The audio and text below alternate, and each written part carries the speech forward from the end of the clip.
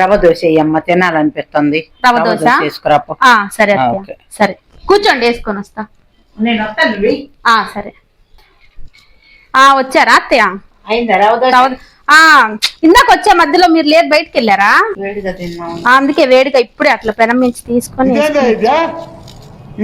రవ్వ దోశ మీరు ఏ రవ్వ చెప్పలేదు, అందుకే మధ్యలో అడుగుదామని వచ్చా. అందుకే ఇడ్లీ రవ్వ కొంచెం, గోధుమ రవ్వ కొంచెం, బొంబాయి రవ్వ కొంచెం వేసి దోశ వేసా.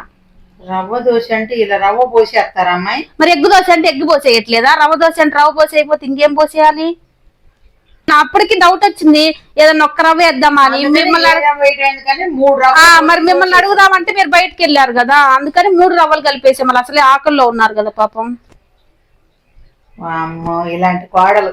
రవ్వ దోశ ఏమంటే రవ్వ పోసేసింది, రవ్వ పోసి అలా పన్నీరు పంపి నా నెత్తి మీద పెట్టారేమో. ఏంది మీరు అడిగిందే కదా నేను చేశాను. ఈ దోశ చుట్టుకొని నువ్వు తిను, పట్టు.